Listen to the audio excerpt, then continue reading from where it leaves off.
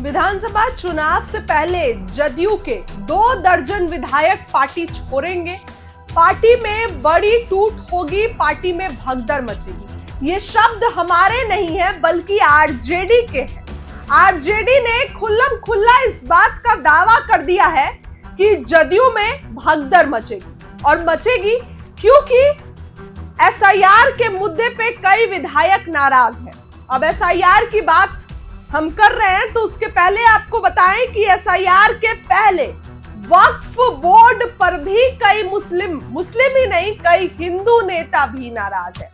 अभी अभी मुजाहिद आलम ने तेजस्वी का दामन थामा, आरजेडी में सबसे स्ट्रॉन्ग हुई किशनगंज से, अररिया से। इसके बाद एसआईआर के मुद्दे पे गिरधारी यादव का बयान याद करिए। उन्होंने कहा कि एसआईआर जो इतनी जल्दी करा रहे हैं, मेरा बेटा बाहर रहता है, मैंने 10 दिन मुझे पेपर खोजने में लग गए, क्या मेरा बेटा वापस आएगा साइन करने के लिए? उन्होंने संसद के बाहर ये बयान दिया। हालांकि बाद में उन्होंने कहा था कि मेरे स्वतंत्र विचार है, लेकिन जदयू ने उनको कारण बताओ नोटिस भेज दिया।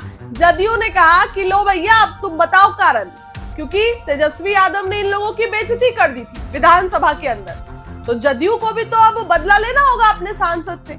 उसके बाद उन्हीं के विधायक का बयान आता है, डॉक्टर संजीव परबत्ता से विधायक। वो क्या बोलते हैं कि बिल्कुल ये होली के टाइम होना चाहिए, ये अभी नहीं होना चाहिए। तो यहाँ तो जदयू में ही आपस में तालमेल नहीं बैठ रहा है।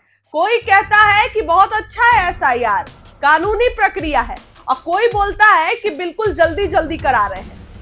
अब नीतीश कुमार के डर से भले बोल देते हैं कि हम विरोध नहीं कर रहे हैं, लेकिन विरोध ही ना कर रहे हैं।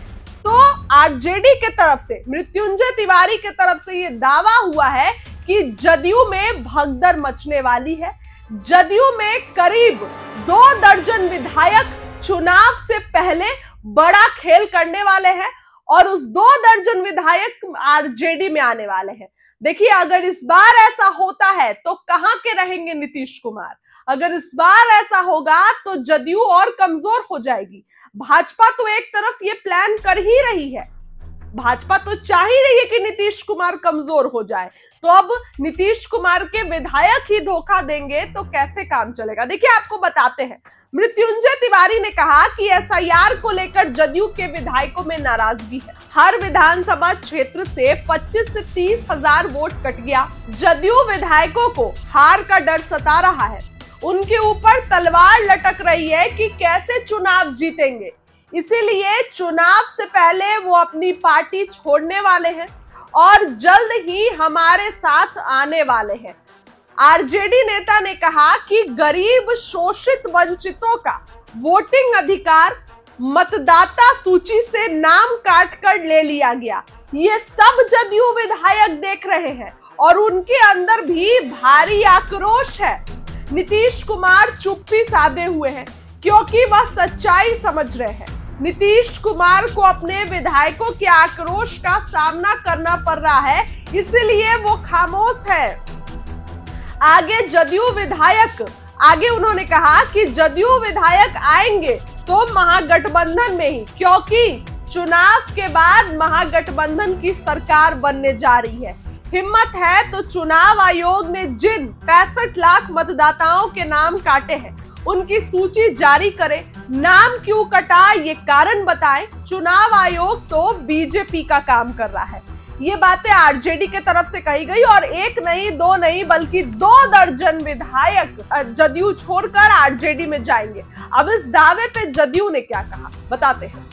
आरजेडी के दावे पर जदयू ने झूठ बताया। अब जाहिर सी बात है भाई, झूठ ही तो बताएंगे, लेकिन आज जदयू के प्रवक्ता है, वो कहते हैं कि पहले आरजेडी अपनी पार्टी को संभाले, पता नहीं कौन नेता कब कहां चला जाए। वोटर लिस्ट पुनरीक्षण अभियान अभूतपूर्व सफलता से आरजेडी में बौखलाहट है, हार का डर सता रहा है।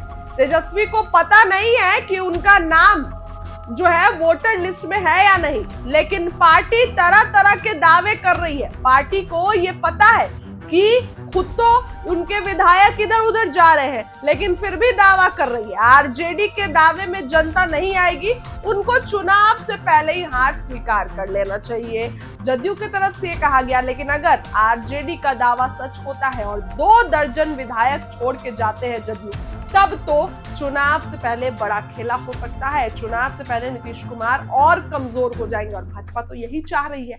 और फिलहाल इस खबर के लिए इतना ही। बहुत बहुत धन्यवाद।